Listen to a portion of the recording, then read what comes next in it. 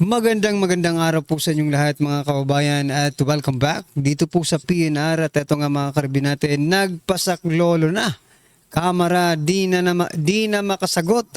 Yan mga kababayan patungkol po riyan ang ating alamin at bibigyan ng komento ngayong araw na ito.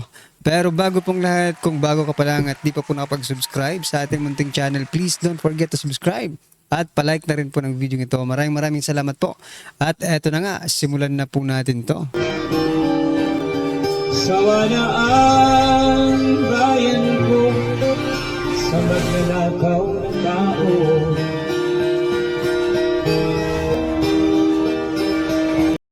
So yan mga kababayan, bago po natin muling i-play ang video ito, pasadahan po muna natin ang mga nagte-trending na mga balita dito po sa mundo ng social media at unahin na nga po natin ito. Kamara, House of Representatives mga kababayan, nagpasaklolo na. Ito po ang balita mga kababayan. Kamara nagpasaklolo sa Solgen. Nako po, humingi ng legal na tulong. Ito mga kababayan. Humingi ng legal na tulong ang Kamara de Representantes sa Office of the Solicitor General upang matulungan o upang matugunan ang kautusan ng Korte Suprema na magsumiti ng dagdag na dokumento at impormasyon under oath kaugnay sa impeachment case laban kay VP Sara Duterte. Ayon kay House Spokesperson Atty. Princess Abante, ang hakbang ay bahagi ng kanilang pagsunod sa notice ng Korte Suprema hinggil sa petisyon kumikwestiyon sa legalidad ng ikaapat na impeachment complaint. Yan mga kababayan, no? Ito ang masasabi natin dito sa Kamara, no? Lalo na dito po sa mga magagaling na prosecutor, no? Magagaling na mga prosecutor ng House. At especially itong spokesperson ng House na si Abante. Kasi ang mga ito, mga kababayan, walang habas kung makapagsalita kay VP Sara na simulan na ang impeachment. Ngayon sila po ang pinagsusumiti ng mga karagdagang dokumento. Dito po sa impeachment laban kay VP Sara. Nako, mga kababayan, hindi po nila masagot. Hindi po nila alam kung anong kanilang gagawin dahil nagpasaklolo pa sa Solicitor General. Di ba? Binigyan lang po sila ng 10 araw. No extension mga kababayan. Kaya ito, nataranta na. Ang House of Representatives. Di ba kapag ikaw ay very confident sa mga sinasabi mo against VP Sara, no, against sa opponent mo, you are ready, no, whatever it takes mga kababayan. Pero ito pinagsasubmit lang ng mga dokumento, humingi pa ng tulong sa Solgen mga kababayan. Pero hindi rin natin alam, no, kung baka it is part of the process, no, ng kanilang pag-submit, no. Pero kung no, ang Solgen ang gagawa, ibang usapan 'yan mga kababayan. Ang tatapang pa naman ninyo, ang aanghang pa naman ng mga pananalita ninyo, ang aanghang pa naman ng mga bibig ninyo, di ba? Kung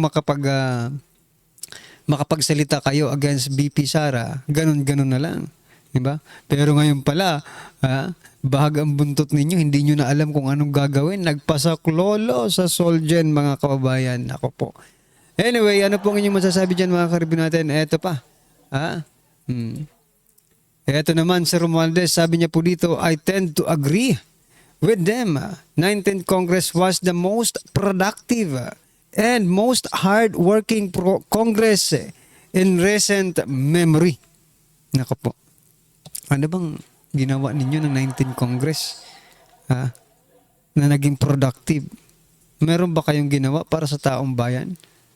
Ang natatandaan lang ng taong bayan na ginawa ng 19th Congress ay nag-create po kayo ng mga Tricom, Quadcom, di ba? Ano ang purpose ng Tricom at Quadcom? Duterte, mga kababayan. Ha? Duterte. Inoperate nyo ang Duterte. Di ba? Oh. Doon kayo nag-focus eh. Ayuda. Pamimigay ng ayuda. Yun eh. Productive daw eh. Sabi nga po ni Romualdez sa isa niyang statement dapat daw ngayong 20th Congress mas lalampasan pa nila yung 19th Congress. Nako, yari na. Ano bang nangyari sa 19th Congress, mga kababayan? 'Di ba? Nagkaroon po ng malawakang korupsyon. Ha? Yan po opinion lang natin base po sa mga nangyayari na pamimigay ng ayuda at etong nangyayari sa ating bansa, 'di ba? Malawakang korupsyon. Oh. Baka ngayon madoble po 'yan dahil lalampasan pa nila ang 19th Congress, yari na, 'di ba? Oh, ano pong inyong masasabi diyan, mga kababayan? At eto, Romualdez nangako na tutulungan si PBBM na bigyan ng magandang buhay ang mga Pilipino. Grabe, tingnan nyo. Mas presidente pa umasta itong si Romualdez kaysa po kay PBBM, no? Hindi po natin alam ano bang meron, 'di ba? Ay nako, bibigyan ng magandang buhay ang mga Pilipino. Ayuda ba? Ayuda ba ang solusyon sa magandang buhay ng Pilipino? Well, kung yan po ang ating ang inyong pagbabasihan na magandang buhay ng Pilipino, kasi yan naman po ang ginagawa ninyo, pamimigay ng ayuda, ang masasabi lang po natin ay hindi po effective, no? Yung pamimigay ng ayuda to ensure, no, na maging maganda ang buhay ng bawat Pilipino. No? Kasi hindi naman lahat ng Pilipino nakakatanggap ng ayuda. Hindi naman po lahat ng Pilipino nakakatanggap ng ayuda. Mas malaki pa nga yata ang napupunta sa mga congressman natin eh. Diba? Sa mga crocodiles, no? Diyan po sa House of Crooks natin. Papagandahin nyo ang buhay ng mga Pilipino by doing ayuda. Ay nako. Sinong niloloko nyo? Gaganda bang buhay ng Pilipino sa ayuda lang? Parang wala yata akong nakitang inayudahan na gumaganda ang buhay. Kasi kapag inaayudahan ka, mga kababayan, it means, no, hindi maganda ang buhay mo. Nagpapaayuda ka eh, di ba? Not unless kung yung mga hindi naayudahan, no, yun ang magandang buhay. Pero kung nagpapaayuda ka, hindi yan magandang buhay. Hindi yan magandang senyales para maging maganda ang buhay mo, no? Kasi there is a saying, mga kababayan, no, it's better to give, no, than to receive. Yun po ang yun po yung parang akmang-akma talaga dito, no. Anyway, ano po ang inyong masasabi dyan, mga karibin natin? I-comment nyo na lang. At eto, pasadahan po natin ito mula po sa News 5 4 hours ago. July 12, 2025. Sabi po dito, sabi po ni Commodore Jeronimo Tovilla, commander ng PCG Southern Tagalog. Every time we do the dive, sabi niya dito ito ay patungkol sa mga sabongero. Every time we do the dive, nakalagay ang kalahati ng katawan ng divers namin sa peligro. Hindi ito biro-biro. Correct, sir. Hindi po yung biro na ginagawa ninyo. Kaya nga bawat sisi ninyo, mayroon kayong sakong daldala. I mean, naaahon, di ba? Because you are doing your job. You are doing your job. Yes, it is. Kaya nga, mga kabayan, ito, may lumutang, may naano na naman sila, ito. Hindi na puti, kundi pulang sako naman, mga kababayan. Aba, grabe ang sakong ito. 4 years na nakalubog sa tubig. Wala man lang lumot. Palang talaga. Tingnan nyo. May nakita ba kayong lumot? The Philippine Coast Guard found 4 apat, 4 sacks on their second day of search and retrieval operation in Taal Lake. Yan o. Yan po yung mga sako o yung sako. Pula naman ngayon, kahapon yata puti. Oh. Wala akong nakikitang lumot. Wala akong nakikitang sign of being old, di ba? Kasi 4 years na ito, 1 year mo nga lang ilagay dyan sa putikan, sa tubigan. Medyo, kahit ka nauulanan lang yung sako, medyo, nagiging marupok, di ba? Oh, yan po mga kababayan. Ano po kanyang masasabi dyan? I-comment nyo na lang po. At eto, pasadahan din po natin. Ito naman po ang sabi ng ating mga kababayan. Tanim bala, tanim witness, tanim bungo sa Taal. Malala na ang Pilipinas. Mahilig magtanim pero hirap at gutom.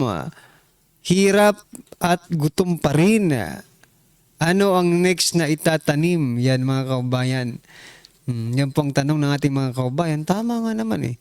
May tanim bala, may tanim witness, risa, tanim bungo naman dito sa mga sabungero. Or even kay kaya General Bantag.